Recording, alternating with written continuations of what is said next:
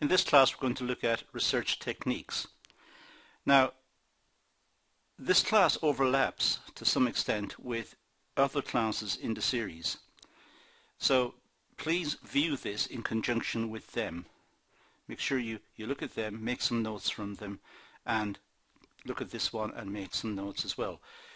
You should get a full picture of the various research techniques by looking at the various classes. You'll see from the bottom right hand side of this slide that there are 107 slides in the series in this particular class. But as I said, we have already looked at some of the material before, so I will be able to go a little faster through it. Now, to start, let's look at the sources of data. Well, the sources of data, quite simply, can be divided up into secondary data, which may be secondary internal data, data which is published about the business, let's say, about the internal workings of the business, internal reports, internal pieces of research that have been conducted in the past, and also external data, usually data compiled by the government or by trade associations or local government or trade unions or some organization interested in the sector. And the second sort of data is primary data. This is data which is collected from source. It's original data, data that is sought and discovered through a process of research. Now, if we look at primary data in a little bit more detail, we'll see that there are two types. There's quantitative and qualitative. Now, to start, qualitative, well, that's usually conducted in the form of interviews. It could be in-depth interviews, maybe a limited number of interviews, but going very deeply into the subject. It could be through focus groups, where a group of people are invited to give their opinions, and there's a facilitator who tries to draw out the issues and make notes of the issues. There's also observation and participant observation. So observation may be where the researcher simply looks and makes notes, or participant observation where the researcher gets involved with the activity and makes notes as well. Now, for the quantitative side, where we have surveys and observations which can yield quantitative results, interviews may yield quantitative results, asking people for their opinions about something and getting an attitudinal response. For example, do you like the product? I like it very much. I like it okay. I'm neutral. I dislike it. I dislike it very much. So we have a 5-point scale there, and that is, it's quantitative. Even though it's attitudinal and it sounds qualitative, it is nonetheless. It's something which is quantifiable. It's on a scale. And we also have measurable data. For example, the number of items produced in the business, or the amount of stock held in the stores, or the number of sales last month, or whatever. So we have qualitative data, just asking opinions and trying to get a deeper view of motivation. What is it that draws the people to a product or repels them from the product? Why don't they buy it? And quantitative, which is an attempt to put numbers onto the responses so that they can be averaged and trends can be discerned and patterns can be worked out from the responses. Now, designing qualitative research, well, the research first of all must be credible. People must believe in the research. It must be credible.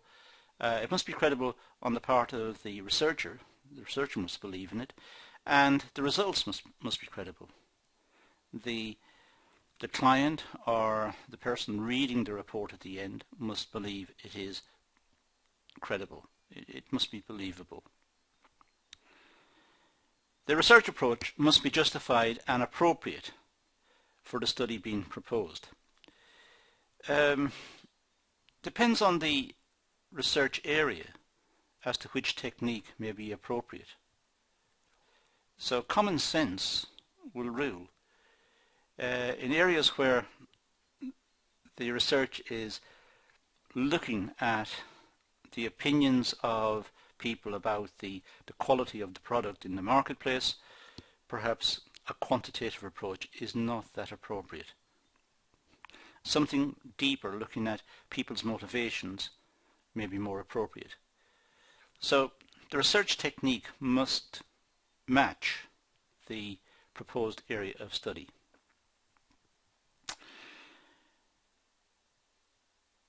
There must be these must be clearly communicated to the final audience. So the results of the research activity must be in a clear format and given to the final audience, given to the people commissioning the research, so that they must understand the results. The results must be clear cut.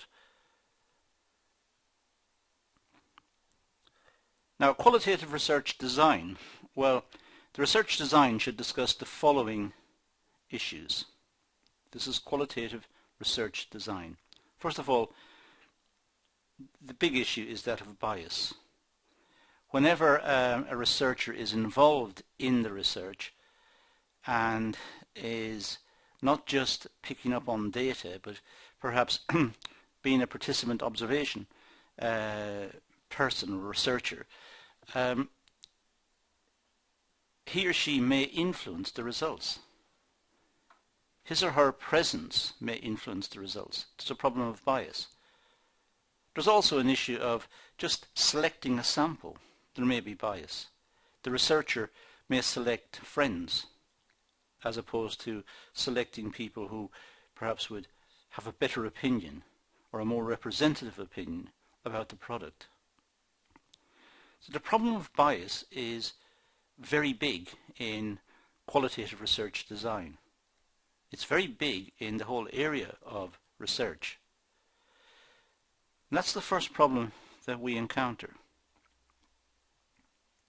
A discussion of various data collection techniques that are appropriate and justify the ones used. So the research design should discuss the various data collection techniques that are available and then justify which one was picked. Why was one technique picked over another? Why was it that participant observation was picked rather than a small survey?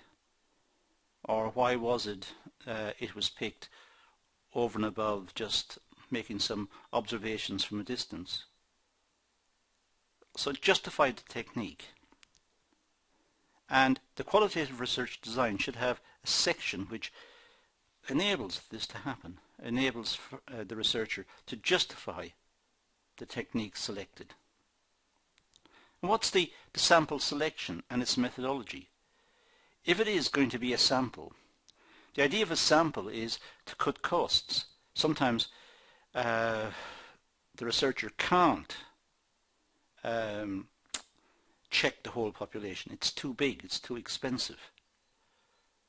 Or sometimes, in the case of light bulbs, you can't test all the light bulbs, because if all the light bulbs were tested to see how long they're going to last, the company would have nothing to sell.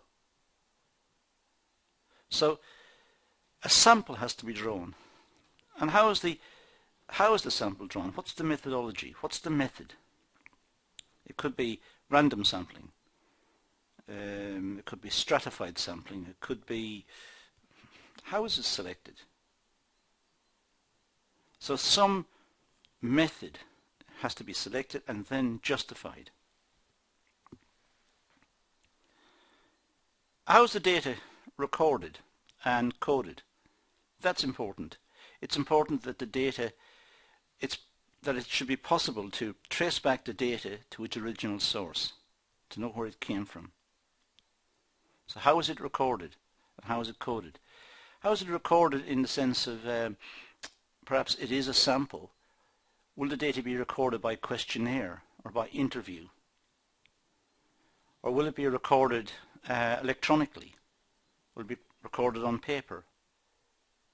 And why is that technique selected? Justify it. And then, having got the data, how is it going to be analysed? What are the techniques for analysis?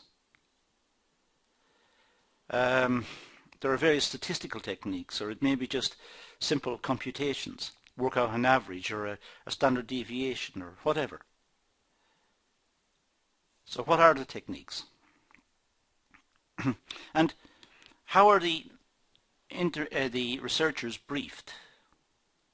What's the training for the researchers to ensure that the researchers don't create bias or create distortions in the data? So I explain the training that the researchers must go through before they're allowed to conduct the survey. And mention any ethical issues in conducting the research. Confidentiality, for example, may be an issue. And there are other issues which we'll talk about in a separate section. So these are some of the issues that the research should cope with in looking at qualitative research design. These are some of the issues that should get a mention and should be dealt with openly, and these ensure that the data collected is accurate and it's fair. Now, qualitative data sources. Well, surveys and questionnaires, these are always good data sources, providing the surveys are properly selected and the questionnaires are carefully worded and sequenced and delivered. Interview techniques is a good source of data, of qualitative data. Interviewing people, but again, which people? Which people are selected? How is the sample of respondents drawn? How are the people found? Standing on the street could be very, very biased. Trying to interview people on the way to work may not be a good idea. So interview techniques are good, but there's a problem of selection and bias. There's also observation and participant observation, where the researcher, for example, with observation, just stands to one side and observes and make notes. And that's good because the whole area can be surveyed, not just the phenomenon under study, but all the background information is picked up as well. It's a very rich technique. And participant observation is when the researcher gets involved, perhaps works in the factory with the workers and as a worker can see the issues more clearly. That's participant observation. Focus groups are often used to collect data. A group of people are selected and invited to attend a meeting. A facilitator is appointed, and the facilitator questions the people and tries to get their responses to particular situations. It's often used in political surveying. There could also be documentary material, material which has been published in the past, or material that's just come to light, perhaps historic data just come to light. So documentary material, if available, may be used. Now let's run through some of these, and there's a list here of 5. Let's go through them and see what each of them has to say. Let's start with surveys and questionnaires. Surveys should reflect the characteristic or the characteristics of the population from which it is drawn. That's the idea of a survey. It should be representative of the population. So instead of having to interview the whole population, which may be extremely expensive, a sample is drawn. That's much cheaper. But the sample should be drawn in a way that gives it a very high probability of being representative of the population. So it's important that the sample represents the population. In other words, it should not be biased when it's selected, and it should be of a sufficient size to give representative data. It should give a good picture of what the population statistics are like. The surveys should be of sufficient size and ideally selected randomly, as I've just said. That's the ideal. Not always possible, but as far as is humanly possible, that is what should happen. The surveys should be sufficiently large and selected randomly. Random selection means that every element in the population, every respondent in the population has an equal chance of being selected. If they don't have equal chances of being selected, it's biased. So all the members of the population should have an equal chance of being selected. So the research tool for surveys in this case is the questionnaire. So questionnaires are used as the research tool to try and gather the information. The questionnaires are filled out. Because this is a face-to-face exercise, a rapport between the researcher and the respondent may be established. It's a situation where two human beings are talking. One is asking questions off the questionnaire and trying to educe the answers, get the answers back and make a note of the answers. And at the same time, not leading to any bias or distorting the answers. So, in a sense, there is a rapport, a connection between the two people. They have a common interest. The common interest is the questionnaire. The researcher may collect information on body language and events surrounding the interview. As I said earlier, this type of work is rich. It yields rich data. The researcher can observe what's going on around the situation, can look at the physical environment, look at the social issues, look at the person, look at their body language. So it's a much richer form of data collection than simply looking at some data and analysing the data statistically.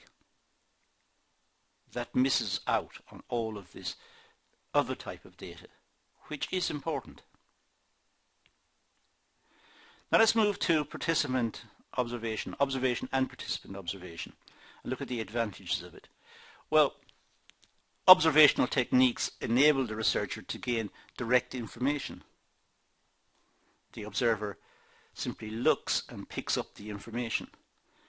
The researcher and the respondent may develop trust, and this may enable the research to take place over a long period of time.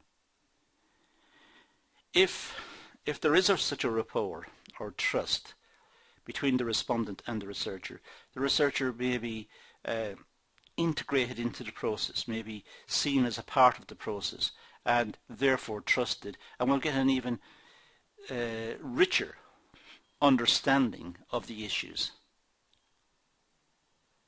Because the researcher will be accepted, perhaps, because it goes on for some time, the researcher is accepted, more information will flow.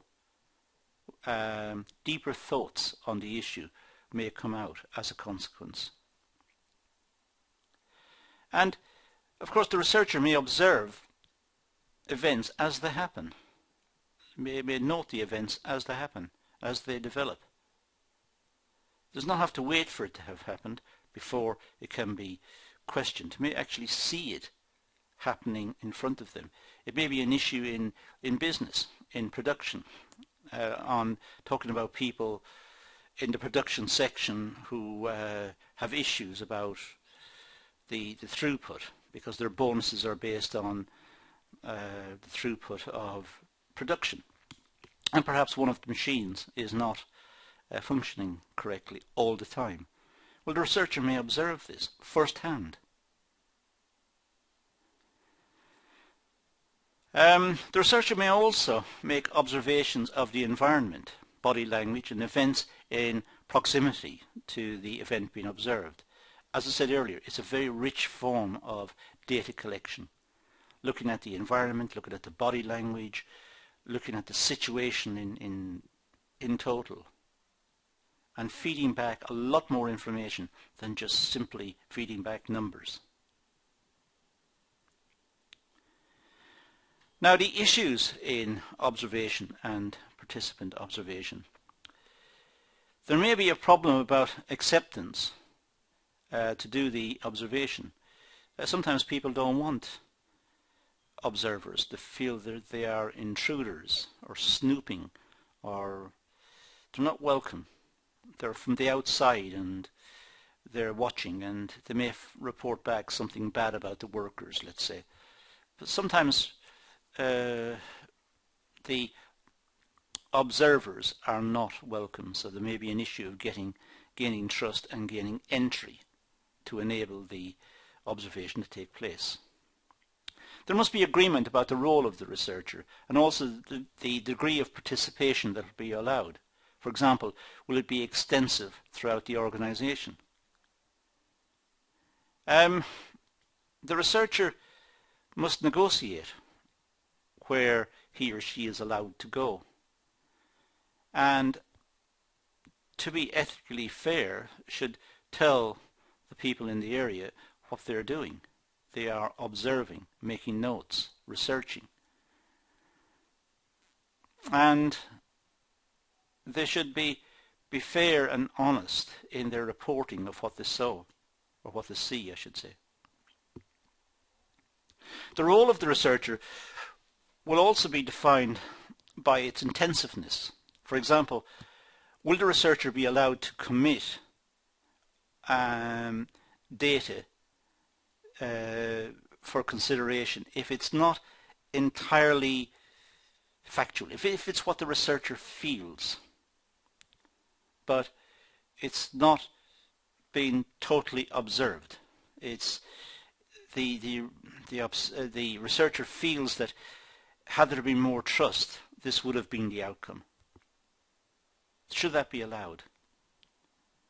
Or, as I've got on the slide here, will the researcher be allowed to comment and make suggestions or merely observe?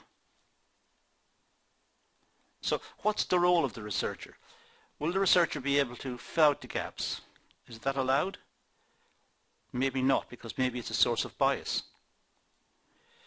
Can the researcher make suggestions or just simply observe? These are very important questions in this context. There must be agreement on whether the observation will be overt or covert.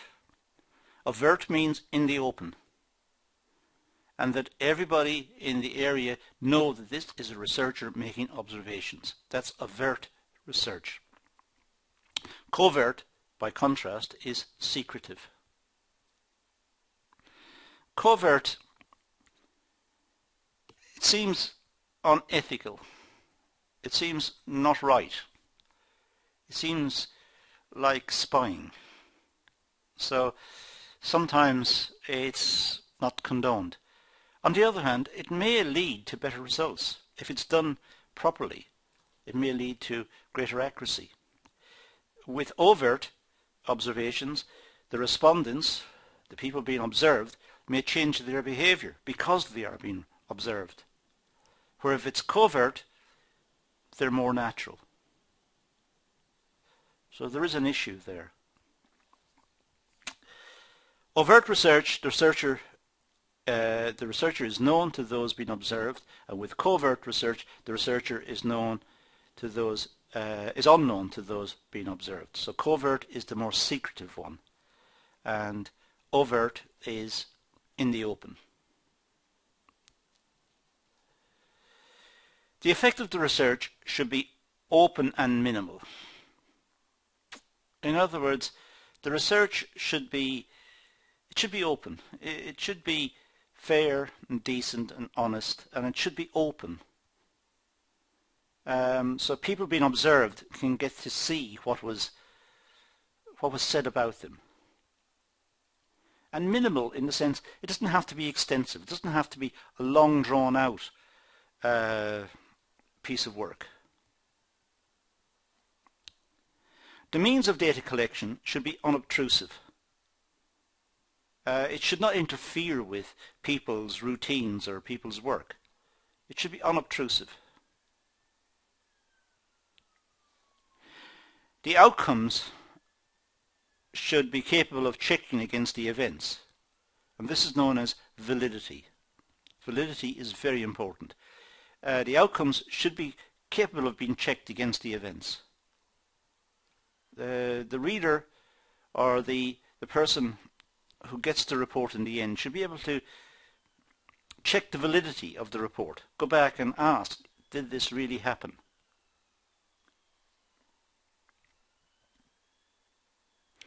Next we have research objectivity. Research objectivity simply means that the researcher should not influence the events being observed, the events being researched. The researcher should not influence the outcomes.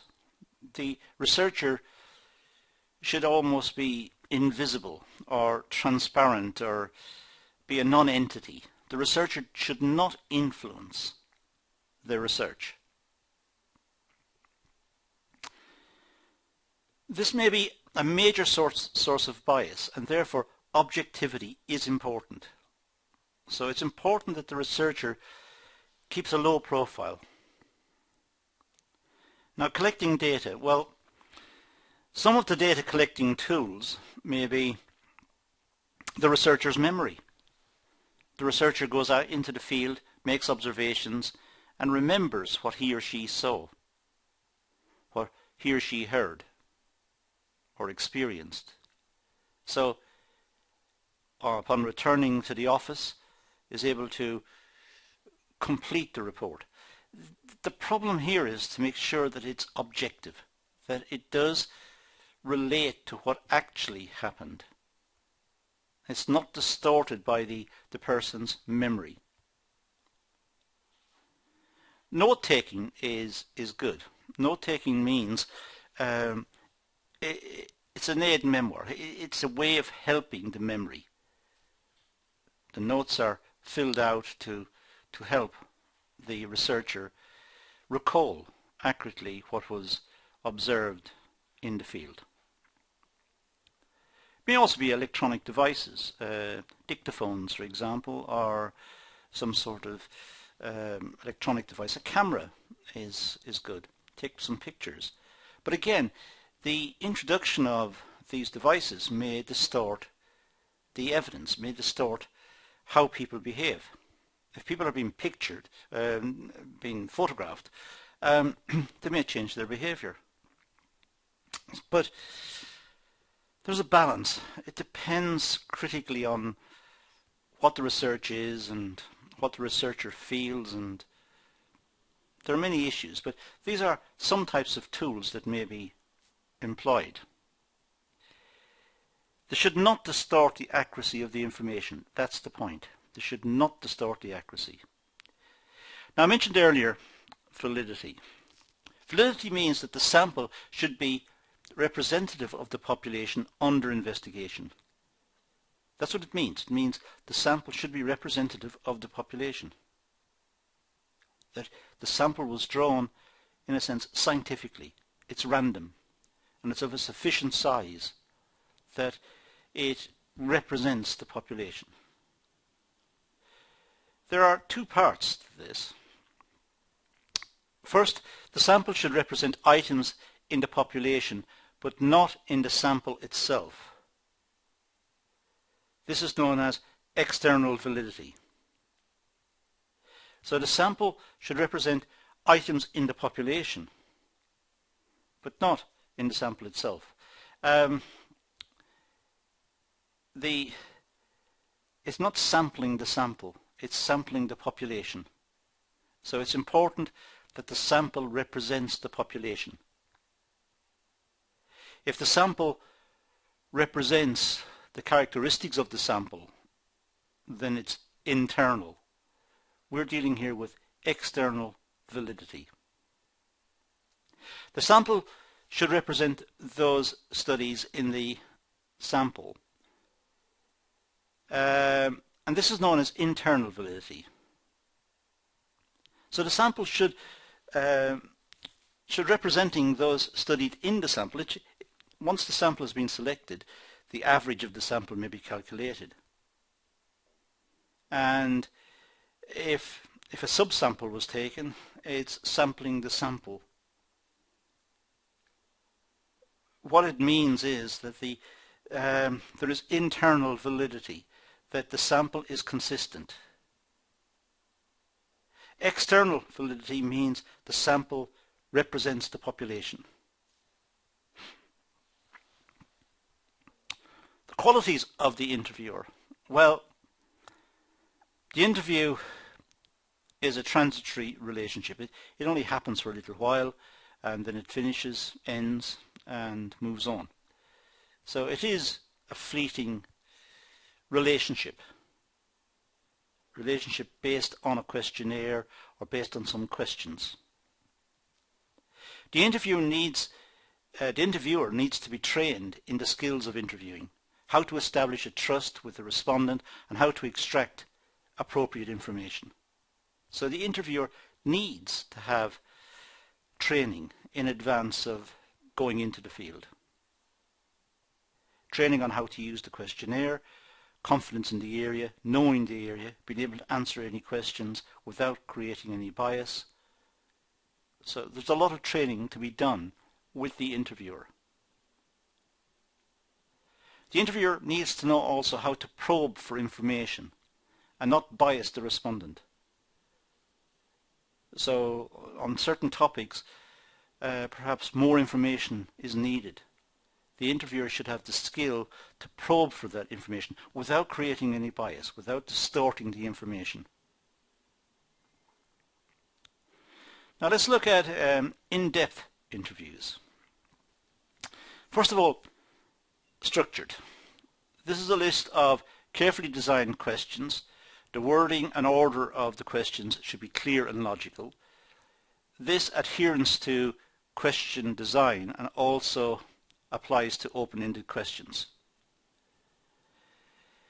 So there's an adherence to question design and it applies to open-ended questions. So it should be structured. Even though the questions are open-ended, they should be structured in a way which is logical. The questions follow on one to the next.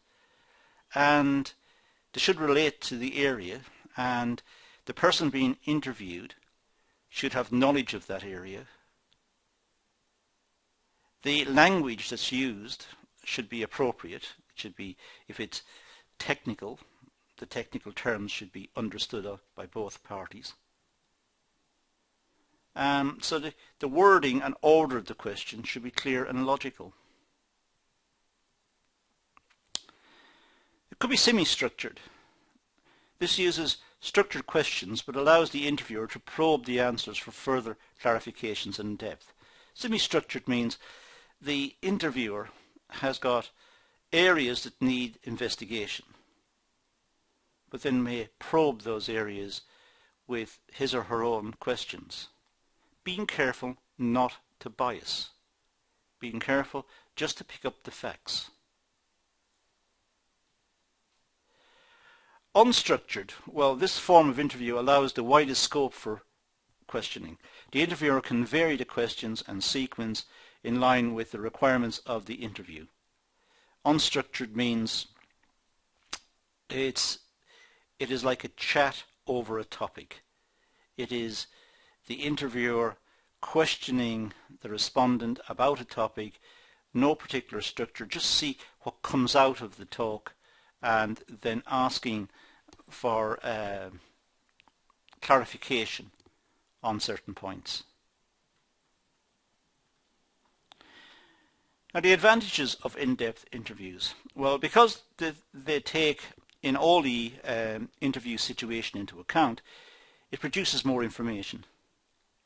So it does produce a lot more information, not just about the responses, but the body language, the gestures, the prompting that was needed, the feelings that came across. The data is available immediately and is wide-ranging. So the feedback is immediate. It doesn't have to be analyzed using some computer algorithm, some statistical package or whatever. It's an immediate feedback.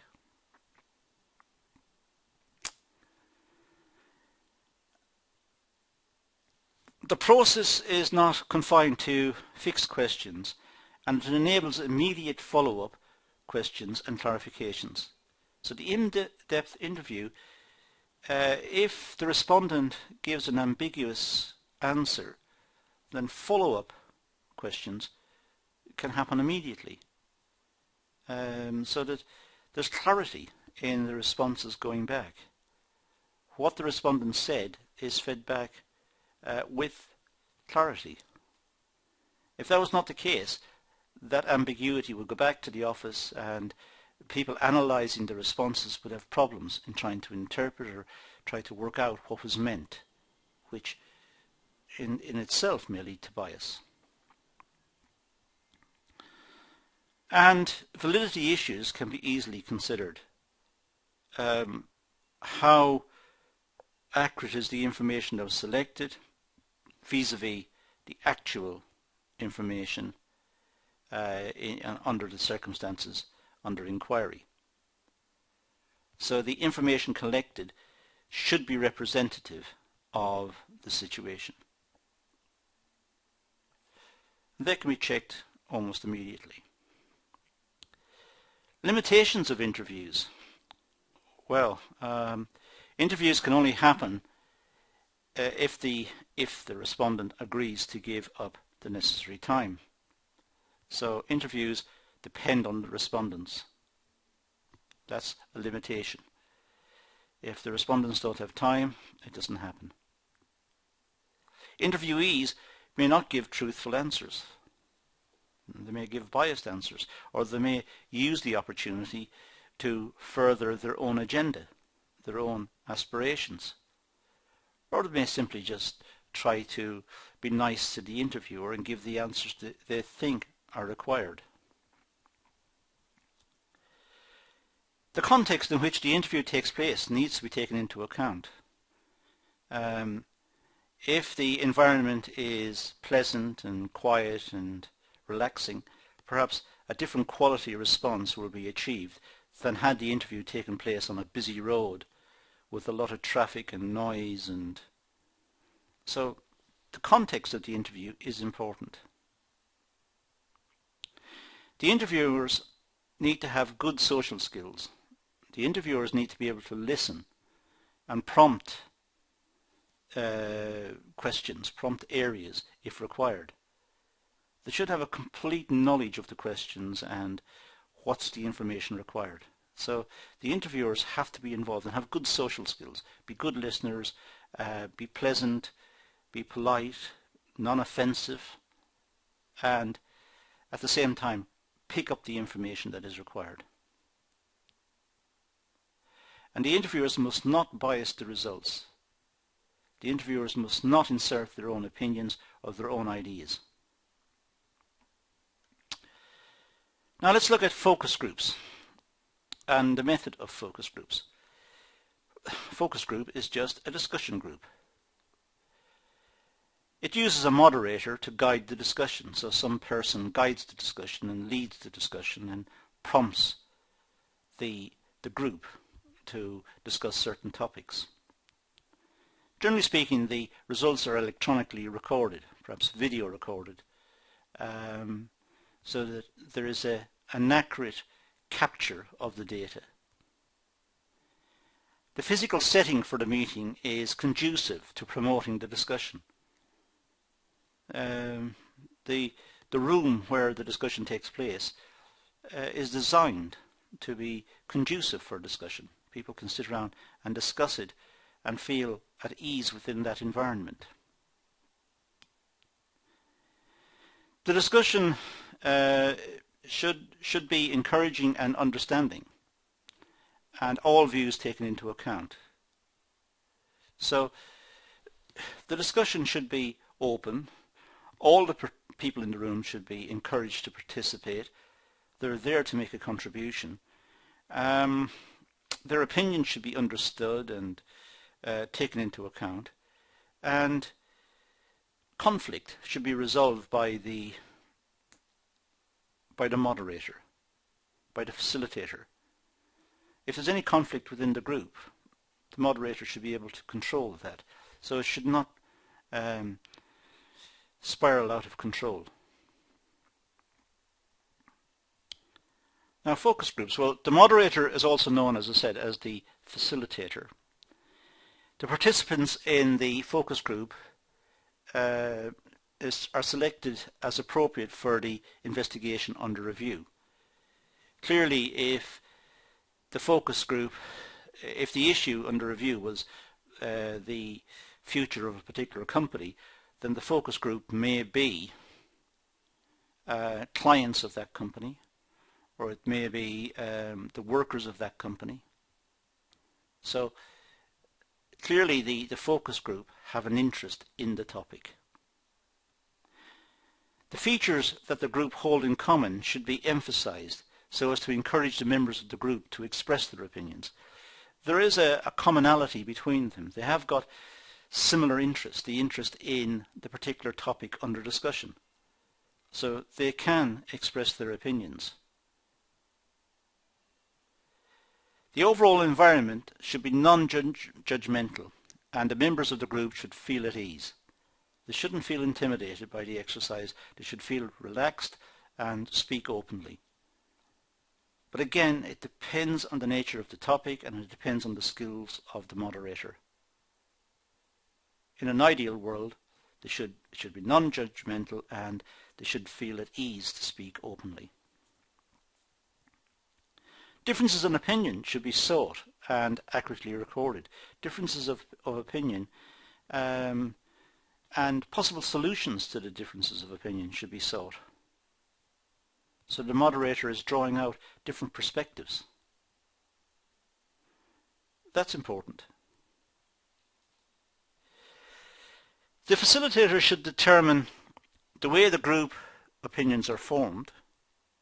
That's important, to find out how groups form their opinions, what are the opinions based on, how group members may influence each other, and measure the strength of the opinions.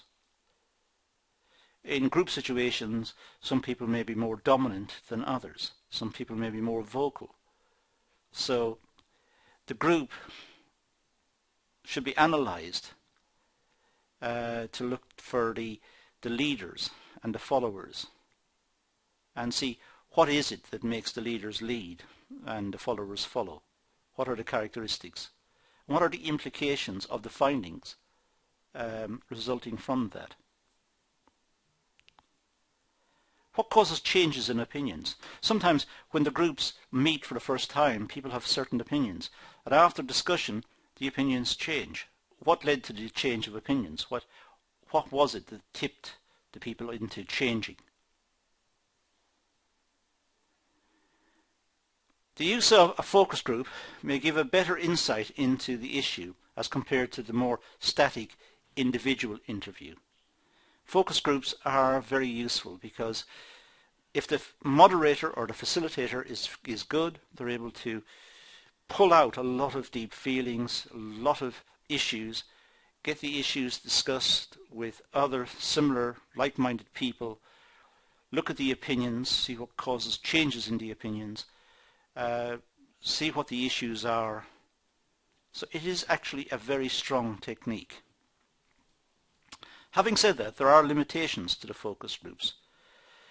Some group members may be introverts and not willing to fully participate. Well, in every group you're going to have quiet people, people who don't want to make their opinions known or talk in front of other people. That may always be an issue. the topic may be sensitive. It may be a moral issue. It may be something to do with politics. If it's a business issue, it could still be sensitive. People within a particular department, if the department have problems at the moment, they may know what's causing the problems, but they may be reluctant to say it out loud. They feel that certain people within the department are not pulling their weight, not contributing, have lost interest, or they may have seen something which is which was damaging to the company, or damaging to, let's say, the production department or the marketing department or whatever. So it needs to be dealt with sensitively, and sometimes the focus group can't bring it out into the open. It would be probably too dangerous to do so, and the people with the information would be too intimidated. The facilitator needs to be seen as interested and sensitive. The facilitator needs to be seen as balanced and supportive.